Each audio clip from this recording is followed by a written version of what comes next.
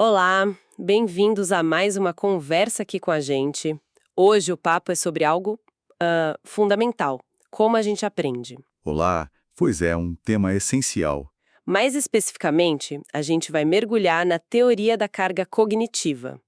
E tem uma atualização bem legal que conecta isso com a nossa evolução. Exato. A ideia é entender melhor os limites do nosso cérebro, sabe? E como certas habilidades, tipo, mais naturais, podem ser a chave para a gente aprender coisas complexas de um jeito mais eficaz. Uhum. Nossa análise hoje se baseia num artigo bem interessante do Fred Paz e do John Sweller. Eles propõem essa visão evolutiva sobre como a gente lida com informação. É um artigo bem influente nessa área. Então, qual a nossa missão aqui? A gente quer desvendar como funciona a memória de trabalho, porque ela às vezes trava a gente, né? Exato, aquele gargalo mental. E o mais intrigante, como que conhecimentos que a gente meio que já nasce sabendo ou aprende sem esforço podem ser a ponte para dominar aqueles conhecimentos difíceis, que precisam de estudo, de instrução formal. Bora desempacotar isso. Vamos lá. É uma ótima forma de colocar. A teoria da carga cognitiva, assim, na essência dela, lida com a capacidade limitada da nossa memória de trabalho. Aquela memória de curto prazo. Isso. Mas é mais do que só guardar. É onde a gente processa ativamente informação nova. Pensa numa bancada de trabalho mental, sabe? Pequena. Uma bancada pequena, gostei da analogia. E as pesquisas mostram que ela segura poucos elementos novos. Coisa de talvez uns 4. Só 4? Nossa. E por pouco tempo. Uns 20 segundos mais ou menos. Se não for processado ou ligado a algo que a gente já sabe.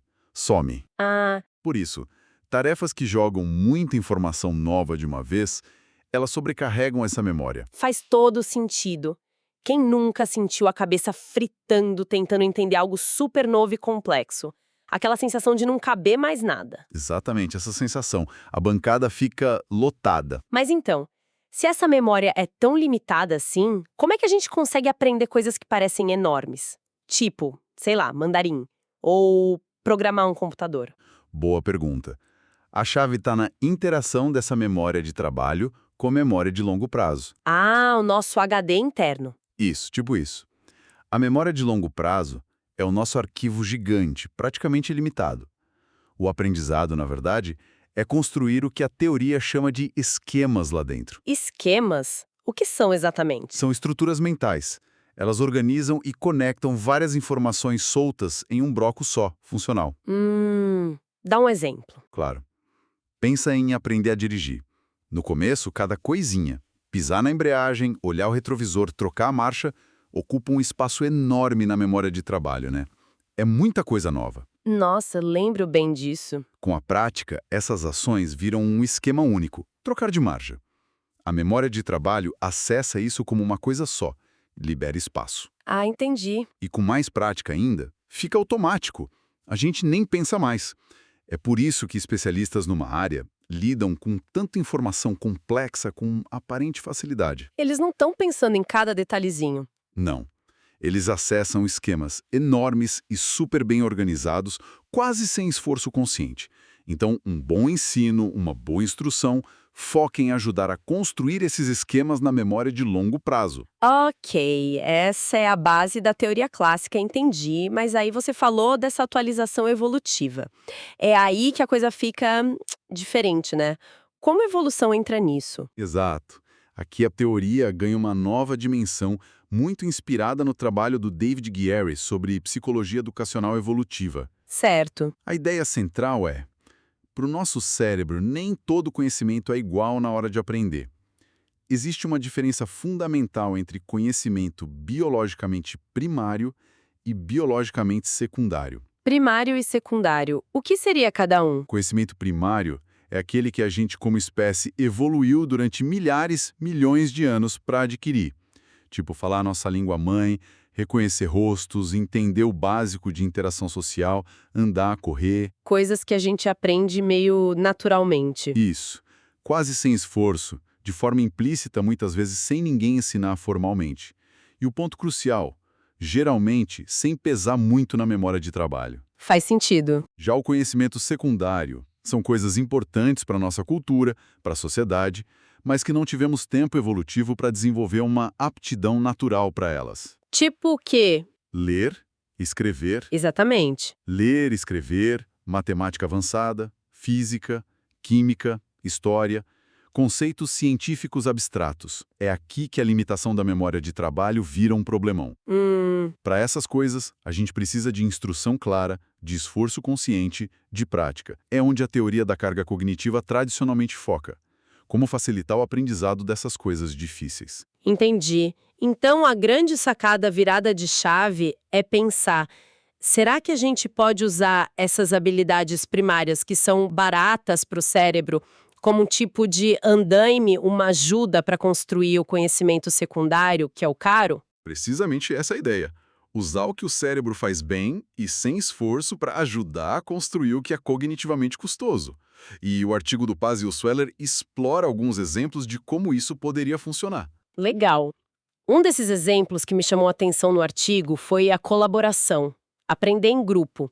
Sempre falam que é bom, mas tem algo a mais aí do que só dividir tarefas? Tem sim. Isso leva ao que eles chamam de efeito da memória de trabalho coletiva. Memória de trabalho coletiva. É. A ideia é que se uma tarefa de aprender algo é muito complexa, ou seja, impõe uma carga cognitiva alta por ser conhecimento secundário, dividir esse processamento mental entre várias pessoas num grupo pode ser mais eficiente. Ah, como se cada cérebro cuidasse de um pedaço. Quase isso. É como se as várias bancadas de trabalho mentais pudessem de alguma forma compartilhar a carga da informação nova que está chegando. Claro que a comunicação e a coordenação são super importantes aqui. E aí entra a evolução de novo. Entra. Porque habilidades gerais de comunicação, tipo conversar cara a cara, entender expressões, coordenar ações básicas, isso é considerado biologicamente primário. A gente evoluiu para fazer isso em grupo. Então, o custo cognitivo dessa comunicação básica é baixo. Entendi. Mas e a comunicação sobre o assunto difícil em si? Ah, essa sim pode adicionar carga. Discutir o conteúdo secundário, explicar o conceito para o colega, isso exige esforço mental. Então nem sempre colaborar é melhor? Parece que não. A colaboração brilha mais quando a tarefa é realmente complexa, sabe? Quando o benefício de dividir a carga mental supera o custo de ter que se comunicar e coordenar. Se a tarefa for mais simples, o preço da comunicação pode acabar atrapalhando, e talvez seja melhor aprender sozinho. Interessante. Usar nossa habilidade social quase inata para lidar com desafios intelectuais de hoje. Mas vamos ser sinceros, nem toda experiência de trabalho em grupo é um sucesso, né? Principalmente na escola, às vezes. Com certeza. O artigo menciona isso. Os estudos que mostram esses benefícios geralmente acontecem em laboratório, com tarefas bem estruturadas. No mundo real, tem a vadiagem social. Ah, o famoso deixa que o outro faz. Exato. Ou problemas de comunicação mesmo, gente que não compartilha informação direito. E tem outra questão. E a colaboração online? Por vídeo, chat, será que ativa as mesmas coisas primárias? Boa pergunta. Algumas pesquisas sobre agência social, tipo usar vozes de IA mais humanas em tutoriais, sugerem que talvez sim. Nosso cérebro parece ter uma tendência a tratar tecnologia nova como se fosse gente, né? Aquela ideia da media equation. Falando em tecnologia, outro ponto que eu achei curioso foi sobre animações. A gente pensa logo, ver um negócio se mexendo ajuda a entender. Mas o artigo diz que nem sempre. Exato. Pode ser contraintuitivo. Animações podem acabar aumentando a carga cognitiva se a informação for muito Transitória. transitória. Como assim? Se a informação some rápido da tela, sabe? Aí a pessoa tem que segurar aquilo que sumiu na memória de trabalho enquanto tenta processar a parte nova que está aparecendo. É muita coisa ao mesmo tempo para nossa bancada mental. Ah, entendi. Fica mais difícil acompanhar e conectar as partes. Isso é o efeito da informação transitória. Por isso que, muitas vezes, uma sequência de imagens estáticas, que a pessoa pode olhar no próprio ritmo, voltar, comparar, pode ser melhor para aprender conceitos mais abstratos. Mas tem uma reviravolta aí, né? Uma exceção importante. Tem. E é uma exceção que casa perfeitamente com a ideia da evolução. Parece que as animações são sim superiores às imagens estáticas quando o que elas mostram é Movimento humano. movimento humano. Tipo, aprender a dançar vendo um vídeo, Exato. ou aprender a fazer um nó, montar um móvel, fazer um movimento de esporte, ou até procedimentos médicos, tipo primeiros socorros, coisas que envolvem aprender uma habilidade motora observando outra pessoa. Por que essa diferença? A hipótese é que isso ativa diretamente um conhecimento biologicamente primário nosso. Aprender observando e imitando ações. Talvez envolva até os tais neurônios espelho. Aqueles que disparam tanto quando a gente faz algo quanto quando a gente vê alguém fazendo. Esses mesmos. É como se o cérebro tivesse uma via expressa para processar movimento humano significativo, talvez passando ao lado de algumas limitações da memória de trabalho que apareceriam se fosse um conceito abstrato numa animação. Uau! Isso me liga com outra ideia, a tal da cognição corporificada. Tem a ver. Totalmente a ver. A cognição corporificada é essa ideia de que nosso pensamento não é só coisa da cabeça, abstrata. Ela está enraizada, conectada com o nosso corpo, com as nossas experiências sensoriais e motoras. O corpo pensando junto com a mente? Basicamente isso. E se encaixa perfeitamente na ideia de usar o primário, muito ligado ao corpo e à ação, para ajudar o secundário, mais abstrato. O artigo dá 2 exemplos ótimos disso. Quais são? Primeiro, gesto. Gesticular enquanto a gente explica algo ou ver alguém gesticulando. Ah, eu faço muito isso. Ajuda mesmo. As pesquisas dizem que sim. Especialmente para matemática, ciências, os gestos parecem diminuir a carga cognitiva. Como? Talvez por dar uma outra forma de representar a informação, mais espacial, visual, que complementa a fala. Ou talvez porque literalmente descarrega parte do processamento no sistema motor, que é primário, eficiente. E o curioso, funciona até para gesticular sobre coisas que nem estão ali na frente. Que doido. E o segundo exemplo? Manipulação de objetos. Teve um estudo chamado Moved by Reading. Crianças que liam frases e manipulavam brinquedos para representar fisicamente o que estava acontecendo na frase. Tipo, encenando a história com bonequinhos. Isso. Elas entenderam o texto melhor do que as crianças que só releram as frases.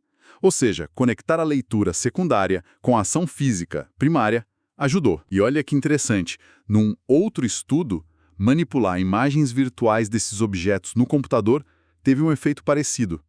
Sugere que talvez a representação da ação, mesmo virtual, já seja suficiente para engajar esses sistemas primários. Caramba! Então, literalmente mexer o corpo, seja gesticulando ou mexendo em coisas, pode liberar espaço na cabeça para a gente entender ideias mais complexas. O corpo ajuda a mente a pensar melhor. É uma forma excelente de resumir, parece que sim. Ok, então juntando tudo. A grande mensagem é que a gente tem uns superpoderes evolutivos meio escondidos. Nossa capacidade de interagir, de imitar, de usar o corpo. E que isso pode ser a chave para aprender coisas que hoje a gente acha que são só intelectuais. Em essência, é isso. Nossa habilidade de conversar cara a cara, de aprender vendo os outros fazerem, de gesticular, de interagir com o mundo físico. São sistemas primários, poderosos, eficientes, com baixa carga cognitiva, porque a evolução os moldou. E a gente pode usar isso a nosso favor no ensino. A pesquisa sugere fortemente que sim, que a gente pode e talvez deva pensar em como o ensino de conhecimento secundário pode tirar proveito desses sistemas. E isso questiona até como a gente pensa em ensinar habilidades como pensamento crítico, né? Exato. Será que essas habilidades supergerais não são, na verdade, manifestações de capacidades primárias que a gente já tem? Se for, talvez tentar ensiná-las isoladamente seja menos útil do que usá-las como ferramentas para aprender conteúdos específicos. É no conteúdo que está o conhecimento secundário. Entendi. Não é uma divisão preto no branco, primário e secundário. Provavelmente é mais um contínuo. Muitas coisas misturam os dois. Mas olhar por essa lente evolutiva ajuda a entender por que certas estratégias funcionam e outras não. Conecta a psicologia cognitiva, o design instrucional e até a biologia evolutiva. É um quadro bem poderoso. Que exploração incrível! A ideia que fica mais forte para mim é essa. Nossa memória de trabalho tem limite, sim, mas nosso cérebro também tem ferramentas super antigas e eficientes. Nossa parte social, nossa capacidade de aprender com o movimento, essa ligação corpo-mente. Exato. E talvez a chave para dominar os desafios de hoje seja justamente aprender a usar essas ferramentas ancestrais de propósito. Perfeito. E para deixar uma última pulga atrás da orelha, sabe? Expandindo um pouco. Pensa no conceito de pedagogia natural. Pedagogia natural. Pesquisadores como Gerd Lee e Tsibra falam disso. É o jeito como nós humanos instintivamente ensinamos e aprendemos uns com os outros no dia a dia. Sem escola, sem livro. Tipo, ensinar uma criança a amarrar o sapato. Ou abrir uma pasta. Exatamente. Mostrar, apontar, corrigir com jeitinho. Essas interações parecem ser biologicamente primárias, parte da nossa herança evolutiva para passar cultura e conhecimento prático adiante. Faz sentido. Então a pergunta provocativa é: será que além de ficar só otimizando o ensino formal, das coisas secundárias, a gente não deveria prestar mais atenção e talvez até, sei lá, turbinar essas interações de ensino e aprendizado inatas? Será que não tem aí um caminho super poderoso e meio esquecido para um aprendizado mais eficaz para todo mundo? Alavancar melhor essas habilidades de ensinar e aprender que a gente já tem, muitas vezes sem nem perceber? E se o aprendizado mais profundo rolar justamente quando a gente engaja essas capacidades mais fundamentais, mais evoluídas? Exatamente. Fica aí a reflexão para a gente continuar explorando.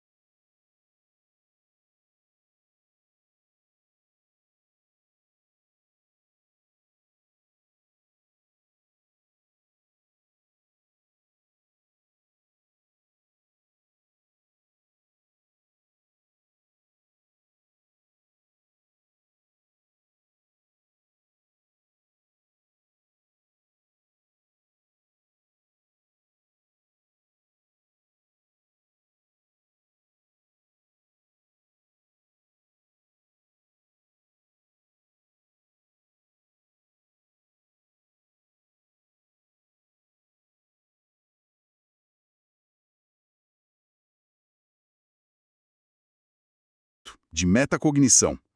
As pesquisas mostram claramente que a gente precisa de múltiplas recuperações corretas da mesma informação e idealmente espaçadas no tempo, para que ela fique realmente forte e duradoura na memória. Múltiplas vezes? Quantas mais ou menos? Varia, mas certamente mais que uma. 3, 5, talvez mais, dependendo da dificuldade. Jogar o cartão fora cedo demais é um tiro no pé, porque você perde a oportunidade dessa prática de recuperação repetida e espaçada. Entendi. Então, tem que ser persistente mesmo com os cartões que a gente acha que já sabe. Persistência é chave. E o segundo erro comum está ligado a isso. É não espaçar a prática. Ah, o espaçamento, de novo. Ele aparece em tudo? Ele é fundamental. Usar o mesmo cartão várias vezes seguidas, na mesma sessão de estudo, é muito menos eficaz do que testar esse mesmo cartão em intervalos de tempo crescentes. Tipo, ver hoje, depois amanhã, depois daqui a 3 dias, uma semana. Exatamente. Lembra do efeito de espaçamento que a gente falou para a releitura? Ele vale e muito para a prática com flashcards também. Essa combinação de recuperação ativa, se testar, com o espaçamento, é o que torna os flashcards tão poderosos se usados corretamente. Então, com flashcards, as dicas de ouro são persistir nos testes, mesmo depois de acertar algumas vezes, e espaçar esses testes ao longo do tempo. Perfeito. Essas são as duas otimizações mais importantes. E os flashcards servem para tudo. Tem limitações? Tem suas limitações, sim. Eles são menos adequados para aprender conceitos muito complexos, que envolvem relações abstratas, ou para desenvolver habilidades de raciocínio mais sofisticadas, que vão além da memorização pura e simples. Certo. São mais para base factual. Exatamente. São fantásticos para construir essa base de fatos, termos, definições, sobre a qual o entendimento mais profundo pode ser erguido depois com outras técnicas. Entendi. E tem mais alguma coisa sobre flashcards, misturar assuntos, talvez?